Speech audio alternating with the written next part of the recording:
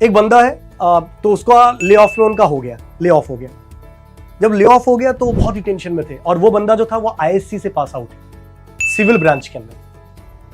अब उसकी बहुत टेंशन, बीवी है, एक बीवी थी, एक ही तो बीवी होती लोगों की, तो उसकी भी एक बीवी थी, एक छोटा क्यूट सा बच्चा था, राइट, बहुत ही जबरदस्त बच्चा, बड़ा, मैं खेलता भी था उसके साथ, बहुत मजेदार बच्चा था। जब ले ऑफ हो गया, मेरे बहुत अच्छे दोस्त थे, तो मैं बहुत टेंशन में आ गया कि क्या करें। अब मैंने बहुत ट्राई किया कि क्या करूं इंदौर में। अब मेरे जितने कनेक्शन थे उतने कनेक्शन में मैं जितनी हेल्प कर सकता था उतनी हेल्प किया।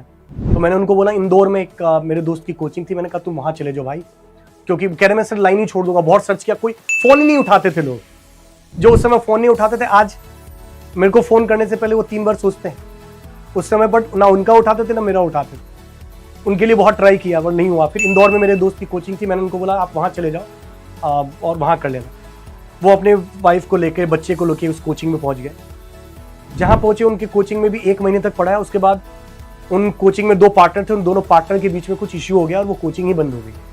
अब जब वो कोचिंग बंद हो गई तो बहुत ही टेंशन में कि क्या करें, कुछ समझ में नहीं आ रहा है क्या करें।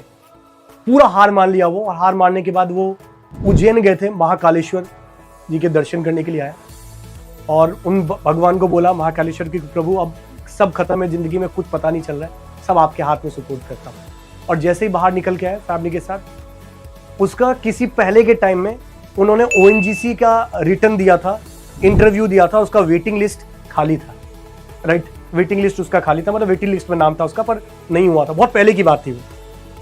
पता नहीं क्या हुआ उस टाइम, वो जब बाहर निकला तो उसके पास आया कि कुछ उसका वेटिंग लिस्ट क्लियर हो गया, और उसकी अभी साउथ में कहीं पे उनकी पोस्टिंग भी है।